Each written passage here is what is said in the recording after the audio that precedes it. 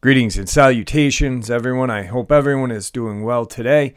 Today I have a subscriber interview out of North Carolina. He's going to share with us some very interesting information out of Nantahala and some other very interesting experiences with Bigfoot Dogman out of North Carolina in general. So before we get into it, a couple links. As you know, I rely on Patreon, PayPal, and my merch to help the channel to continue to grow and go. The links to Patreon and PayPal are in the description below, my merch displayed directly under the video. Also, Dogman Frightening Encounters, Volume 1 through 3, the audiobook versions. They were written and researched by Tom Lyons, narrated and produced by me, Jeff Nadolny. Those audiobooks are available on Audible, Amazon, and iTunes, the links to which are also in the description as well. And finally, last but definitely not least, if you'd really like to help support this channel to continue to grow and go, simply subscribe, click the like button, and please leave a comment. It really does help, and guys, it definitely matters. Now, everyone, I have taken far too much of your time. Let's get on with today's subscriber interview, shall we? All right, everyone. Tonight I have a guest who a lot of you will recognize. He's from North Carolina. His name's Jody. Jody, how are you? I'm doing pretty good. How are you? I'm doing well. Glad to have you back. I appreciate you coming back. Yeah, it's good to be back. It's I love coming on here. And at least telling what I know and try to help people. Yeah. Yep. We just talked for about a good hour, and Jody had me looking at some map, or actually he didn't know it at the time, but I started looking at the map, and then I sprung it on him that I was looking at the map and looking at places that he was talking about, and I had found the location of. He had shared an experience a while back of a guy working on his car, and he had gotten pulled out from underneath his car by a werewolf, and now that guy is no longer there. But I had actually found the location, the house, everything, and it's pretty deep where Jody is going to share some of this stuff with us. It's pretty incredible. So I guess you got some stuff that you want to share, some stuff that's definitely of interest to everybody. You want to start wherever you want, my friend? Okay. I'll start off with my niece here. She was down on Georgia Tennessee line off of 64, and there's a Tractor Supply place there, and she's had a baby. She was my niece that where we used to live back up here in the woods on Topton up there on Red Marble Road that seen the devil monkey. Her and her brother had seen that monkey waving for her to come to her. Okay. And it scared them so bad, and it just took off to the trees. But she was coming up the road, coming towards Murphy, and she saw something jump off the big bank. Now this bank is about 20 yards, which is about 60 feet high. It jumped from the top, and that's how she noticed it. And it landed on the road and run across the road. Well, it was right about dusky dark, and she had her lights on, and it seen her, and it turned around and stopped. Well, she thought it was gray, mm-hmm. because she got a good close look at it, and she, about 100 yards away, she thought it was a coyote. And I told her, I said, well, if you could see it from 100 yards and you thought it's a coyote, that had to be something pretty big. And she said, oh yeah, it was huge. But she said that the closer she got to it, the bigger it got. And it to the side of the road and like it was waiting on her. And when she got almost to it, it jumped it didn't run and jump. It jumped from a sitting position straight up in the air over her vehicle, and it turned in midair and looked her dead in the eyes. Now this is midair, and she said she felt like what everybody says is like it was looking into her soul. She felt so, just the feeling, and she had her baby with her, and it landed halfway up that bank when it hit and shot up over that bank. But the craziest thing is, in midair, it turns its head and looks her dead in the eye. Mm. She said that, that's crazy. Yeah. I mean, and, me talking to her, I asked her questions and stuff that I asked a lot of people, and it was that time of month. And it, for her, and it kind of made me think, did it know she was, why did it wait on her? It kind of freaked her out. Well, her and her soon-to-be husband, they went hunting back down in there. She had a 30-30, and he just had a single barrel 20 gauge, and they was deer hunting, and everything was deathly quiet. When they had went down in there before the deer season started, there was deer everywhere. There was nothing down there, no sound, no nothing, no birds hollering, and she got scared, and she walked over to where he was hunting, and she told him she wanted to leave. And he's a good guy, real good guy, and he said, okay, let's go. Without hesitation, he knows what had happened to her. And Chloe, she don't lie. When I was talking to her, she was down here with my mom talking about it, and you could tell she was scared. And she said every time she goes through there now that, she's always looking and she's always scared. And so she's pretty well, she's a knower, so she knows what's out there. And,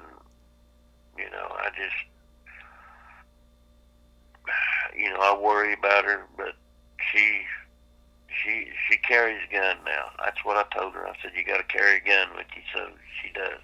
Yeah. And then I'm going to go ahead and tell this. There was one night that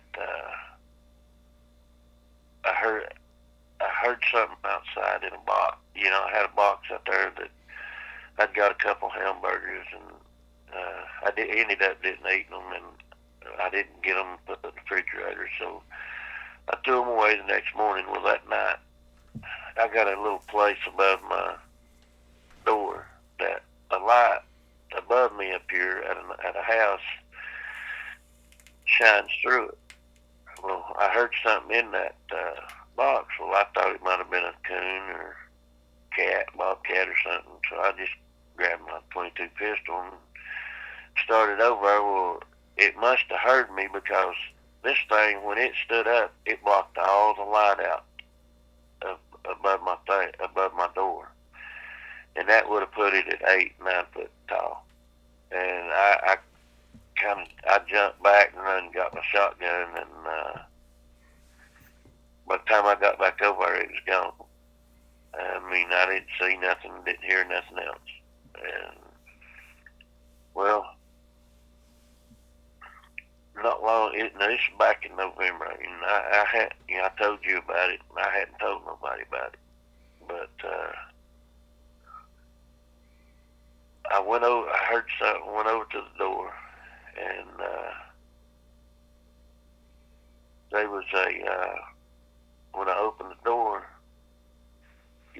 we'd seen that. I'd sent that picture in of that white spirit wolf or whatever it was at Turris. Yep. Well, there was one sitting right here, and it probably 20 feet from me, and it shocked me. I mean, it just standing there looking at me, or not, or it was sitting there at the time looking at me, and it kind of, I think it tried to give me like a grin, and in my mind, now it didn't, it didn't speak through its mouth or nothing like that, but in my mind, I heard, it's gonna be all right. I've been having it hard because of Terry. Yep. I'm losing Terry, and but this really bothered my mind. Yeah. It's like a weight. It's like a weight took off my shoulders, and I sat down on my steps, put my gun down. I didn't feel no danger. I didn't feel no threats, nothing. And we looked at this thing, just stared at me, and I stared at him. And in my mind, I kind of smoked a little bit. I said, Terry, just kind of is this Terry, or, is this, or what, And I heard something off to my right, off my deck. And I thought, is there another one? Because it sounded pretty big, and I looked over, and when I looked back, this thing was walking back into the woods on two legs. It did not have hands like a Dogman does. It just, but it was walking on two legs, and it had and its eyes was red. But there was no malice at all in this thing towards me. And I sat here. That was about 11 o'clock at night, and I sat there on my doorstep till daylight. Mm-hmm. And that it just, tears, everything. Just and things went through my mind. I thought, was this a demon playing with my mind? Is this that? Is this this? And like I said, I told you about it, and I hadn't told nobody else, and I just I don't care if people believe me about it or not. I know what was there, and yeah. I know it happened, and this really blows my mind. This, but it's helped me. It like I said, it's took a big weight off my shoulders. Right. I just, because it's been hard. Yep. And that first anyway, one, that first one was at Terry's house, though. That picture that you sent me. Yeah. Yeah. And but what I saw was huge. Mm-hmm. When it was walking away, it was a good 8 foot tall. And But it didn't have a body. It didn't have hands like a Dogman, like you said. There was just no. That's weird. It had hands just like not hands. It had paws. Right. It was paws, not hands. And it wasn't built like Dogman was. It had like a gigantic dog body. Right. You could tell that this dog, the wolf, whatever it was solid as a rock. I mean, you could tell it, but it wasn't. It didn't have the humanly human hands or human body and build stuff. of a Dogman. Right. Yeah, that's weird. That's weird. But it was huge, and the one that was in the picture that I showed, that one didn't look that big, but this one was massive. At least 500-600 pounds at least. That's how big this thing was. And it brought a lot of emotions out and stuff. Right. Right. And then, but yeah, we was talking about that older guy. Yeah, the old man. I was just gonna bring that up. Did you got a chance to talk to him or anything, or? Yeah, I talked to him some, and he would talk about stuff like he'd go down them trails and stuff. He always carried a gun with him. A dog man would come right out. The head would stick right out. Here, we have laurels that are, you can't. It's hard to get through them. Yeah. And it would stick its head out and look at him, and he'd think, this is the end of it. And he thinks that the Bigfoot there, he feeds them, and they've intervened with between him and Dogman.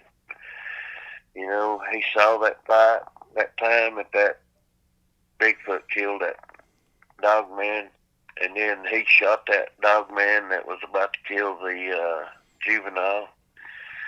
And I asked him if he was feeding them, and he said, yeah. And I said, well, when you quit feeding them, I said, you're going to be dinner. I said, they might be friends with you now because you're feeding them. And, you did save a juvenile. But when you quit feeding them and you quit doing what they want, then they're going to turn on you. Yeah. Oh, no. He don't think that. He don't, I tried to talk to him, and I tried to tell him, but, he don't listen. And he is up in age, and he's dealt with it since the 70s and everything. But feeding these, it's going yeah, that's just dangerous stuff to do. And, it's kind of crazy that he might have a couple of Sasquatch around his area that may be decent, like Bo in Tennessee does, because they've really never really bothered Bo. But you can't go out in the woods and think like every Bigfoot is a decent creature. Like they're not cuddly, they're not friendly, they're not our that's like saying a silverback gorilla is friendly, because they're not. They're a wild animal. Even if you don't believe that they're an animal, even if you don't believe they're flesh and blood, it's something still that's a lot bigger than a human being and completely untrustworthy, Oh, yeah. Yeah, and he's playing Russian roulette. The strength that these things have is unreal. Yeah. And, they can rip a man apart in a heartbeat. I got a lot of new subs, Jody. You want to kind of do a brief description of that fight that he shared with you? Yeah, he said that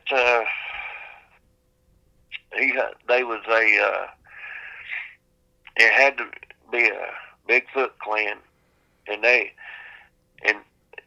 was circled, and they was a huge Bigfoot, which was,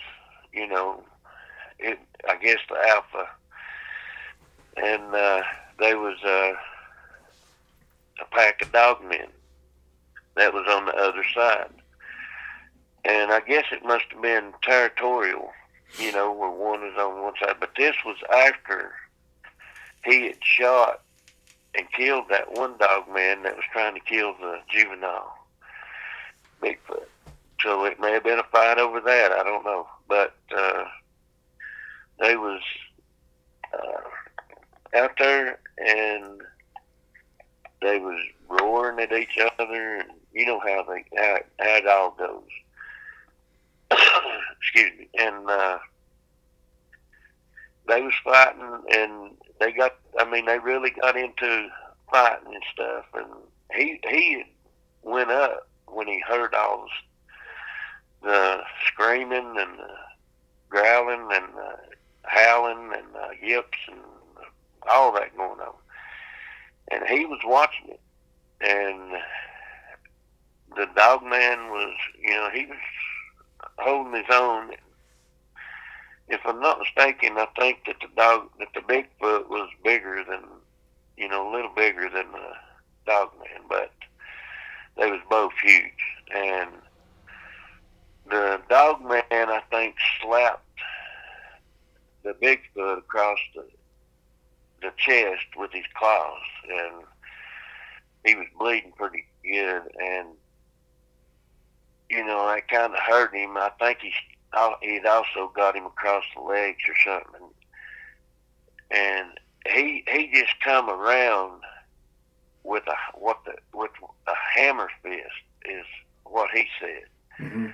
He said it was just like he said the Bigfoot was just like, his arm was like a sledgehammer.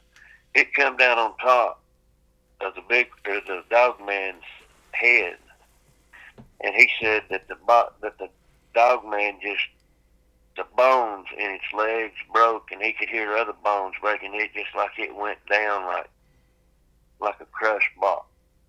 Hmm. And it killed him.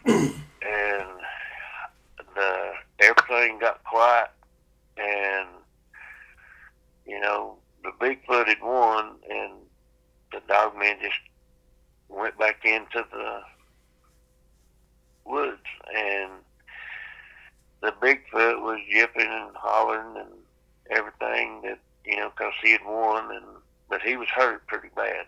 And the next day, he said he kind of snuck up there, and the Dogman was gone.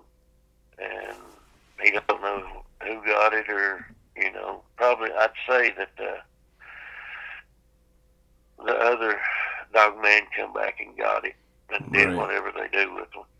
Yeah. But, he said that he's had them, jump on his roof, slam against his door, and everything would stop. And, he's got quite a few guns, big guns, and he would go to the door and look out, and there'd always be a Bigfoot out there. I guess the Bigfoot run him off. Hmm.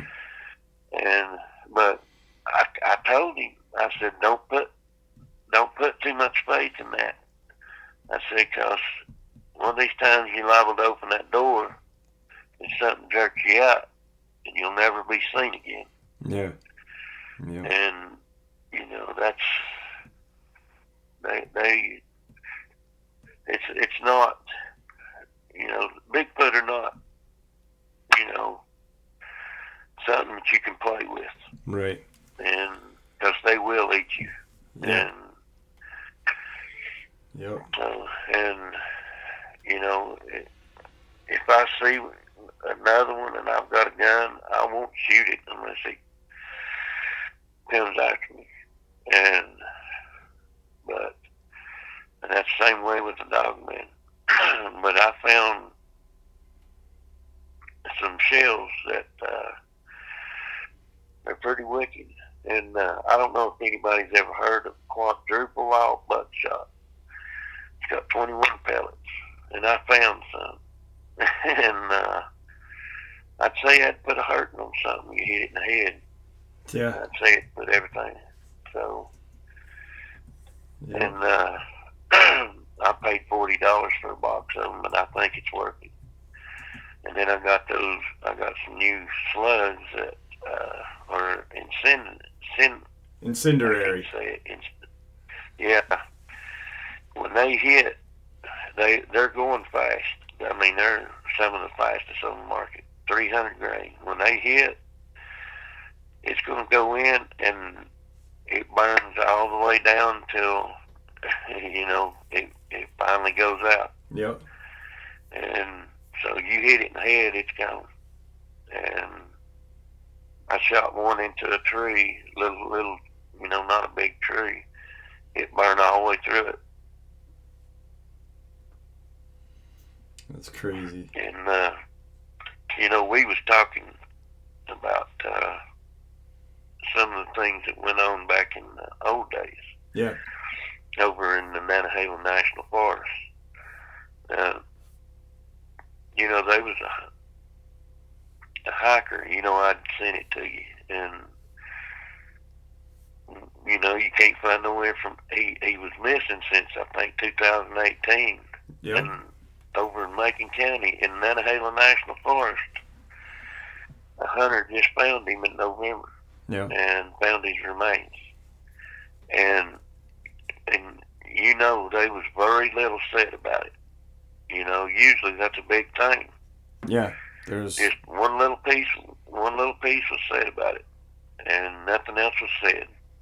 So that's kind of it's strange. It's strange, yeah, to me too. I mean, Nantahala it's a hot spot. Yeah, definitely is. One of the most interesting stories that I looked into was given to me by you and Terry that night that we all talked, and it was the female FBI photographer, and yeah, right. she had died. Her husband still. Yeah. I looked into it a couple days ago, or about a week ago, just to see if there's been any, if he had surfaced again, and he has still not surfaced, so that still leads me to believe that it was definitely a cover-up. He knew what happened to her for real. The government is either hiding him or just, put him out of commission for good, because people just don't go missing. The house is still in their estate. The money's still in the bank account, and no one's touched it. It's a very tragic case. Nantahala is a hot spot for sure. And where that old man lives is, right in the middle. I looked at the map, and like you had said a while back when I had interviewed you before, and you said he lived deep in the woods, and that's deep where he lives. So yeah, it is. And there's a place called 7-Eleven, and it was used to be a bar sanctuary back in there. Mm-hmm. Way back on his side of the mountain. You can see Nantahala Lake from up there, and it's a 15-mile long road, and like you was talking about it, the road's been built for 40 years, and that was the last time it was paved. It used to be gravel, and now they're going to have to redo it, but there's a lot of stuff that's been seen on that mountain, and it goes into Why You Bald, and that's where, the vehicle had blowed up on us, and me and Kelly had seen that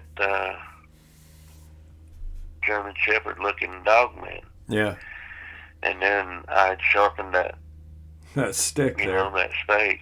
Yeah. Yeah, and then it's, that's right, that's just right below 7-Eleven. And all that back in there goes to hit. It's just a hop, skip, and a jump for a Dogman or a Bigfoot to be right there on 7-Eleven.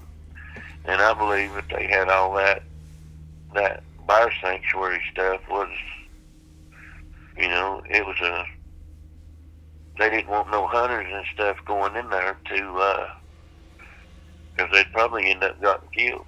Yeah. And, just like what happened to me in 91 down in Oglethorpe County, I didn't know nothing about Dogman. No. I thought I'd shot a werewolf.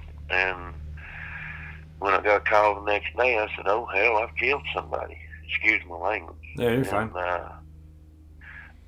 And that really flipped me out. But then I found out that they had set all that on fire and tried to say that my fire had started it. But the fire started 2 feet from where my where my fire was, and you could see where I had poured water on it. Even though I was trying to get out of there, I made sure my fire was out. Yeah. But they took they had a dozer in there, and where that was or is, there's no way they could have got a dozer in there that quick. But unless they already had it in there, and I think it was probably a government thing, but they was a southern guy there that said, he asked me what I was shooting at, and I said, how do you know I was shooting at anything? He said, well, right there lays all your brass, and I wasn't going to stick around and pick up that brass. And I'd left most of my stuff there anyway, and he told me, or I told him, I said, there was a bunch of coyotes come in on me. And his exact words were, and he was a big old dude, and he said, you stick with that story right there and we'll all be all right. Yep. That's his exact words. And he was a big old boy and had that southern accent. And he just, I don't know, he had on but he just stood around and looked at everything and didn't really do nothing. Yeah. And I wanted out of there. I just went back a few other times, but I always took somebody with me, and I just didn't like it no more. Down there, especially down there, and then ended up moving up here, and Bigfoot and Dogman here, even just as bad as down there. Yeah, definitely. When you showed that that video of that Dogman jumping out of that tree, and running as fast as it did. A lot of people talk about how when they see a Dogman running, it's like their feet ain't even touching the ground. It's like they're floating. Yeah. Well, when that Friday night that I had to go to Georgia, and I was in Terry's truck, it was before Terry passed away, out of the corner of my eye, I seen something coming at me. Well, I thought it was something flying, and I ended up hitting it on the passenger side, and I thought, oh man, it's gonna be because I hit it hard. I thought it was gonna be a lot of damage on it.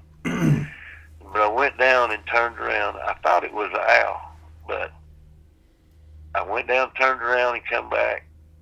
Didn't see nothing laying over there, and I turned around, and I even went into the grass looking. There wasn't even a feather or nothing in there. And so I wasn't about to get out there. There was a cornfield on both sides of the road. It was a 4-lane. There was both sides of the road, and there was trees in there, and it's where it looked like it come out of that tree and come. It was like it was low to the ground, and at first, and then it just. It was like it was a blur.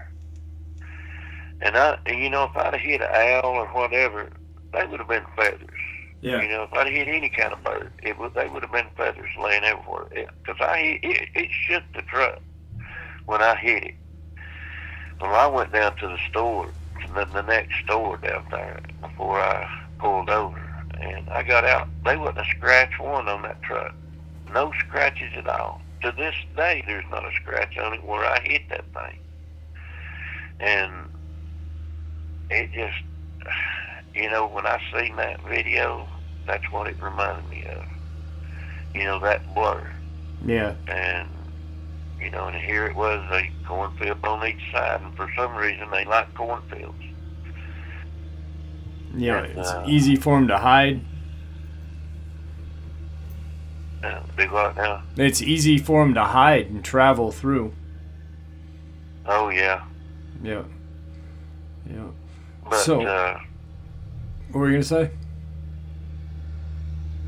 yeah, back in the 70s. Wait a minute, did you ask me a question? No, no. I was just gonna say something. But what were you saying about the '70s? Oh, you know, they've always been, I've been talking to a lot of people. I've had to get out and instead of just sitting around and dwelling on, because it hurts, I've lost her and stuff, and I've had to get out and do stuff, and so I've been out talking to a lot of people, and they was people talking about even to the day, stuff takes a hog every now and then. Something takes a hog here or there.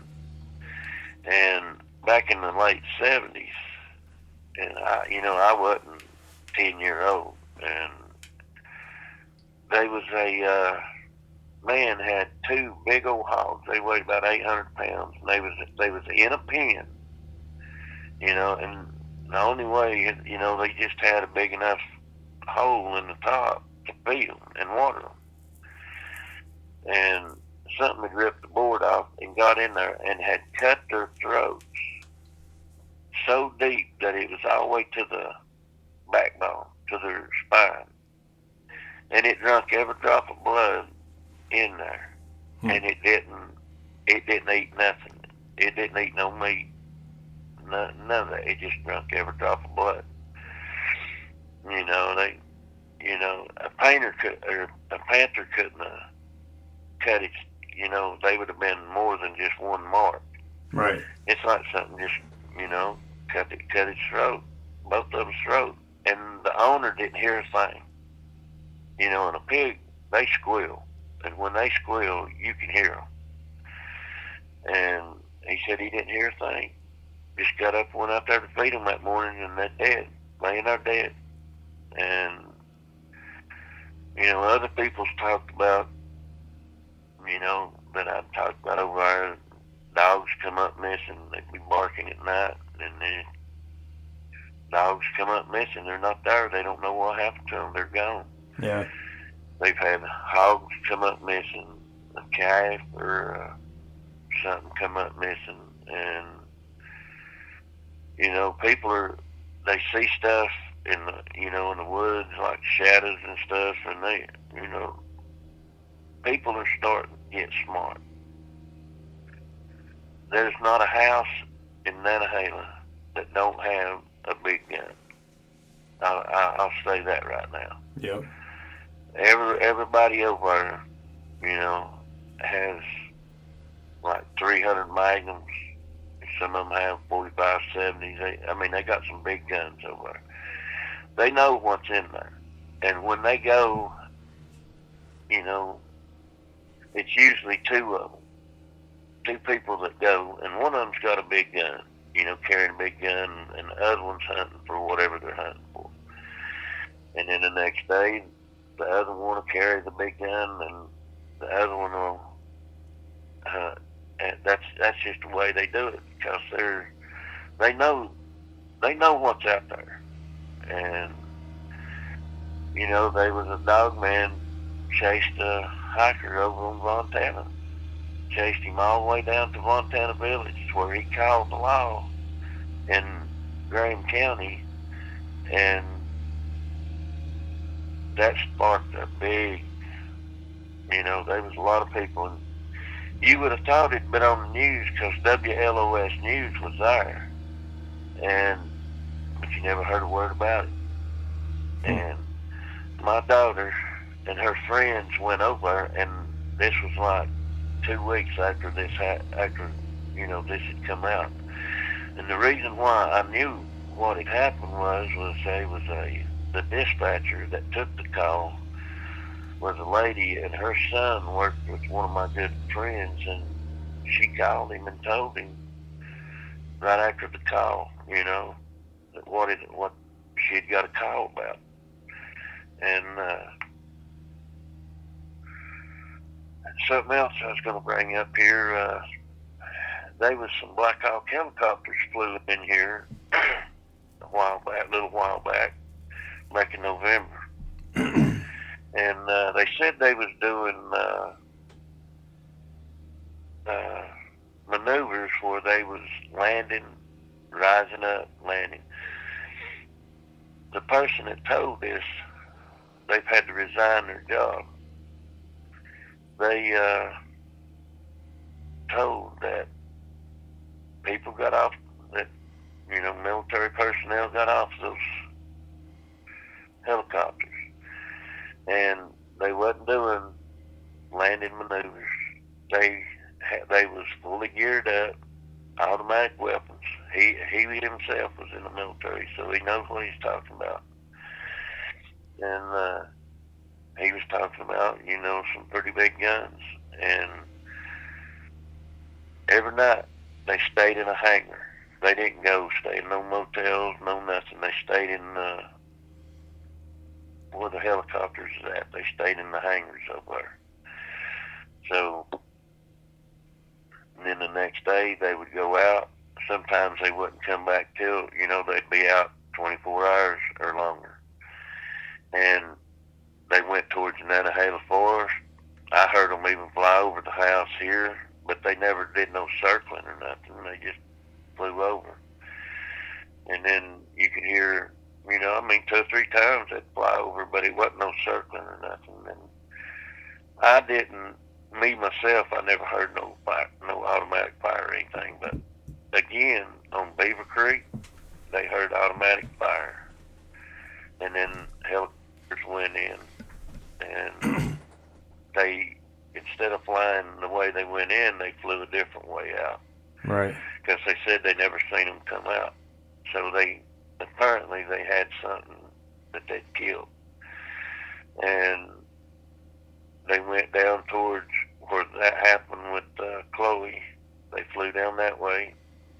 They had flew towards Chatoog Lake. And then they flew towards all that over in Nantahala. They did all that over in there. And they also went towards Snowbird in Graham County. And a lot of people was talking about they would hear automatic weapons fire. But they said they never heard no helicopters or nothing. So they may have let them out, miles from wherever they was needed to go to, and then they, hiked in there. Yeah. Because these would be, these are special, special ops, people to do this. Yeah. And so, but there's a lot of crap going on around here. And it's blowing my mind. That's why I've got these shells and stuff. And I'm fixing to get me a bigger gun. And so, because you never know what's going to come out of these woods or where it's going to come out at. Yeah, and it's definitely deep in there. Yeah, there was a fella told me one time, he said, no matter what, if there's a stand of woods that's any amount of size, there's going to be some kind of cryptid at one time or another in them woods. Yep. And it may come out at your house. Well, I've already had them come out here. I've had the house slapped. We've had the house slapped. My sister's had stuff thrown at her.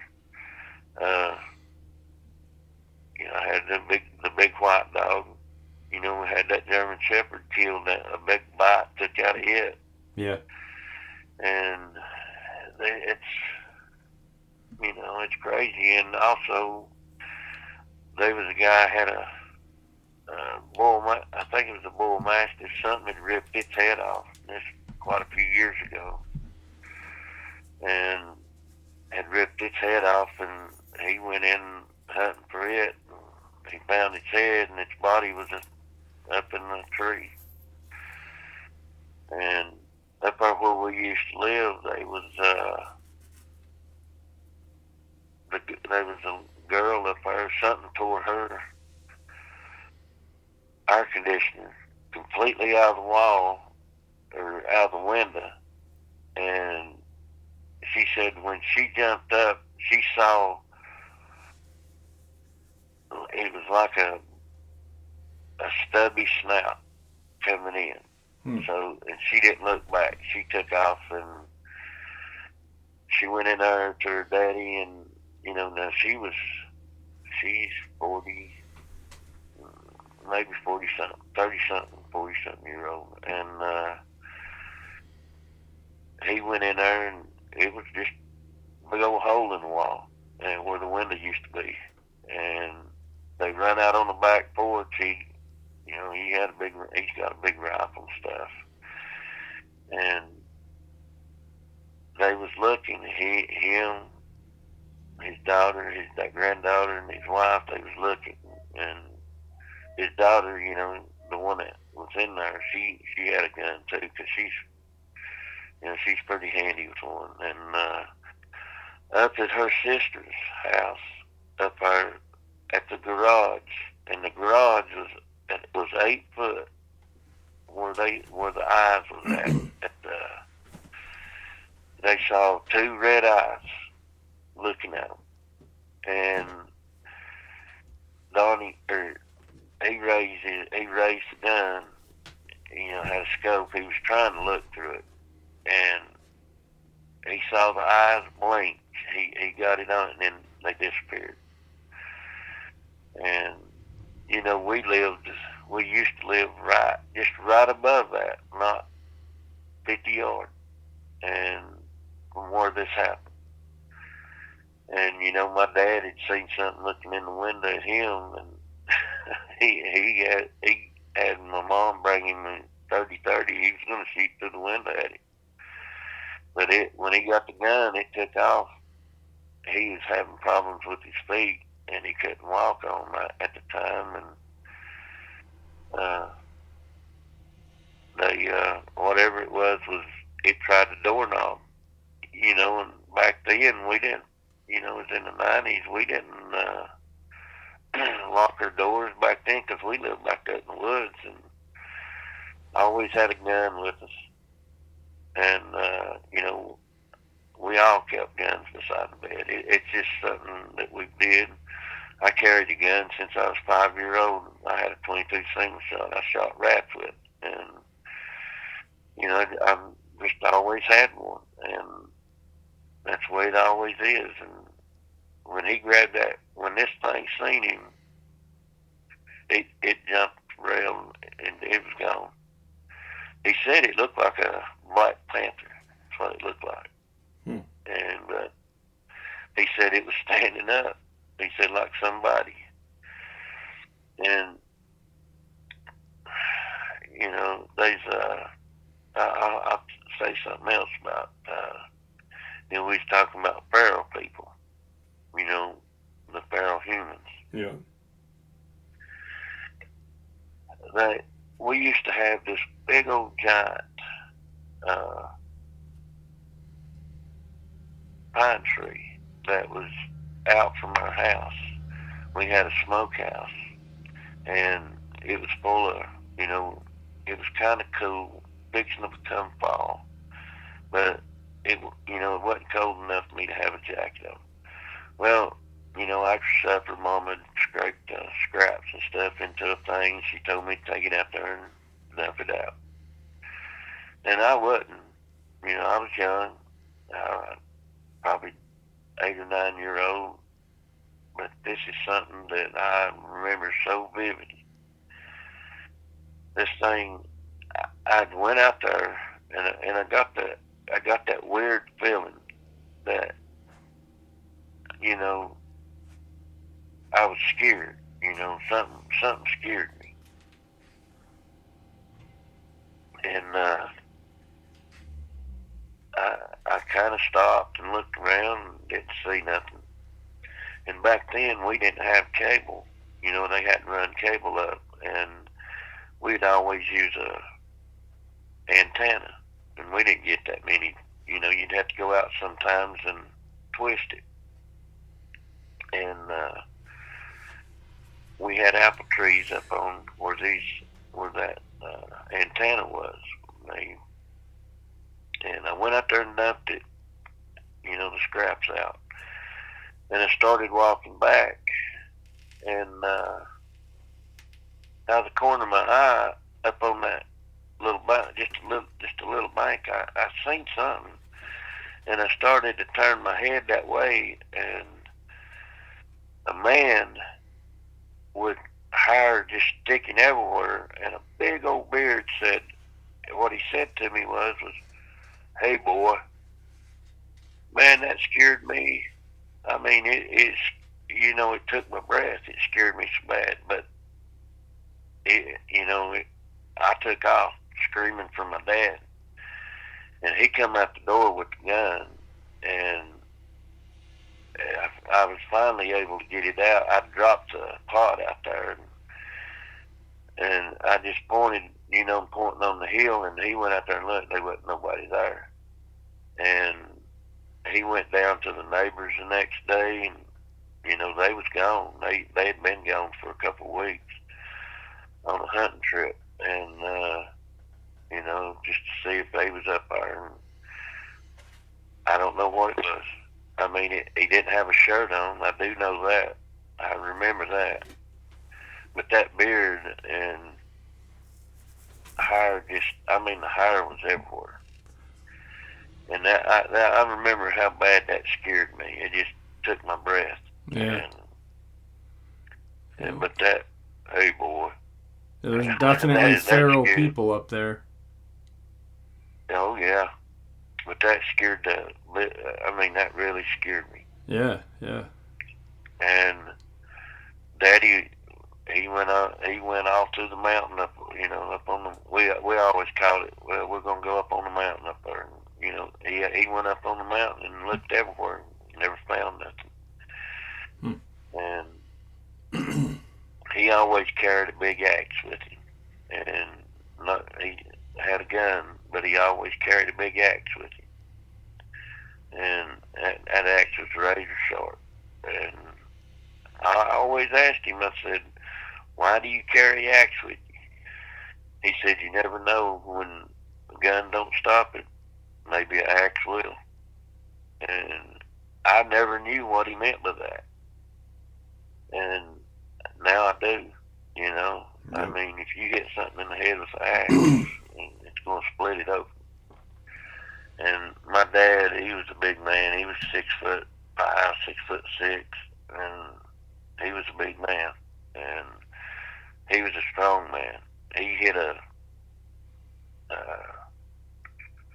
mule coming at him with a 25-foot pole, and he hit it so hard, Terry told me he thought he'd killed it.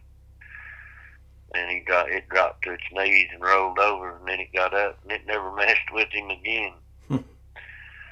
But what it had done, it had took a calf away from its mother, and it didn't have no way to feed it, and it ended up passing away. And they,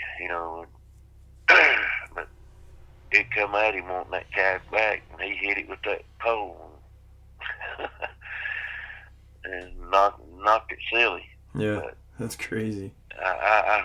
I've seen him do some things, but carrying that axe, just, and I remember little, he'd say, I'd ask him, what if we see a bear, and he said, "Bear's least of the worries right up here." I said, "Well, how you gonna kill it? Why ain't we got a gun?" He said, "Well, I got this." And I just never knew, at the time, I never knew what he meant. I just, he was a big man. I felt safe with him. Right. And so, but. Well, we're coming up on time, buddy. I want to thank you for coming on and sharing some information, keeping us in the loop. Very strange beginning there with the thing that came to visit you. And, I want to let you know that, if you ever need to talk, about anything, you're more than welcome to call me, and I'll talk to you. I really Oh yeah, I appreciate know you that, brother. looking out for. You're a good friend, man. You're a good friend, and I appreciate that. Well, I And I appreciate appreciate that too. everybody out there for their prayers and everything. But let me say one more thing. Yeah. There's a place over there called Rainbow Springs. We was looking at that. Yeah. You know, Terry and the guy Donnie, that where his air conditioner got pulled out, and he's a pastor now. They was all Terry and all of them was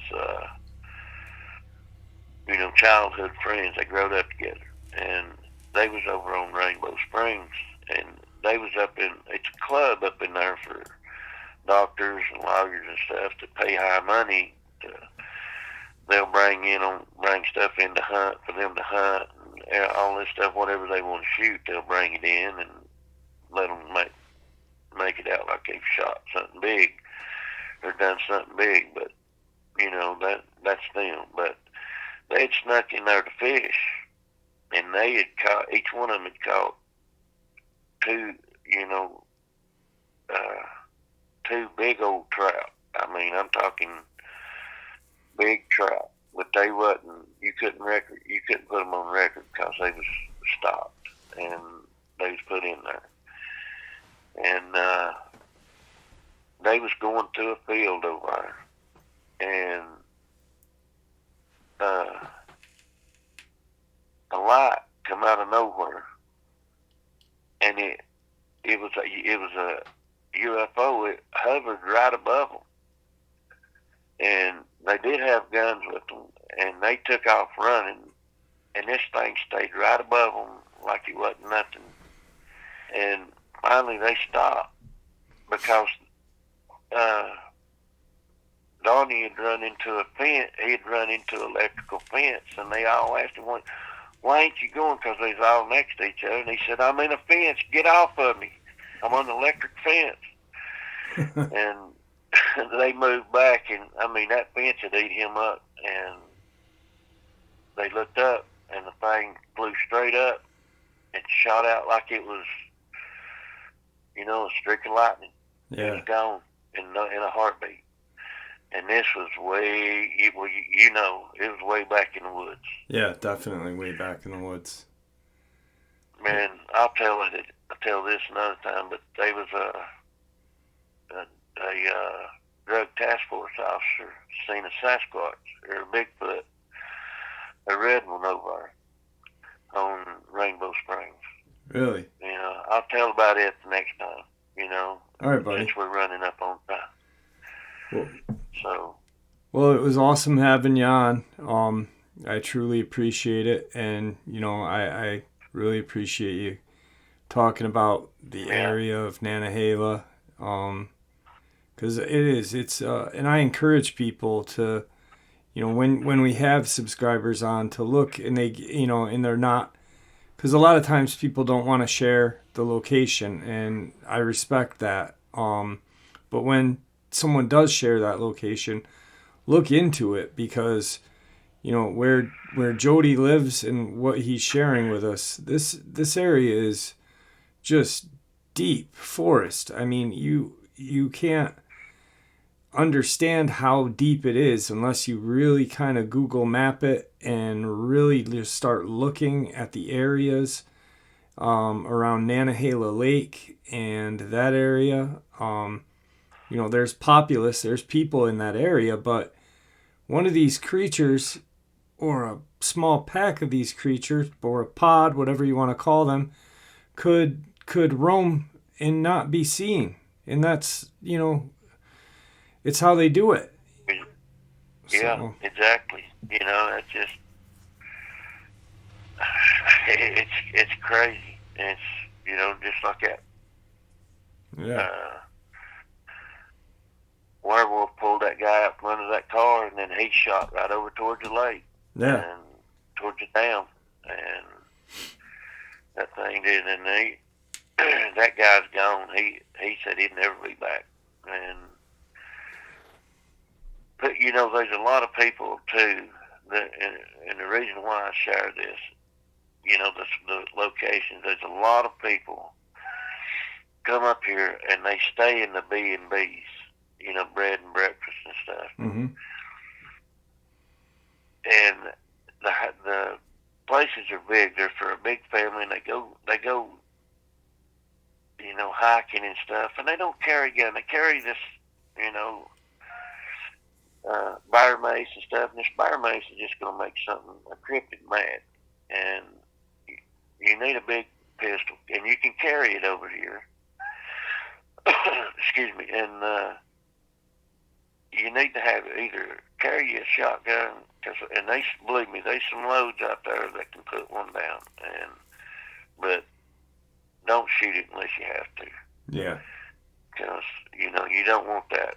You don't want that kind of worry on you. Absolutely. And but I just want people to be safe. Look into, like Jeff said, before you. If you're going to go stay somewhere, look into where you're going. Look, check out the gun, if you can carry a gun and stuff, but at least take something. Yep. Because these things don't play. And they're not going to be there and be your buddy. They will get you. And always watch your children. And because they will take a kid, and that's sad, and that they do that, and that the government lets it go on. Yeah. And I just check the areas out that you're going to go, and that you're talking about going on vacation and stuff.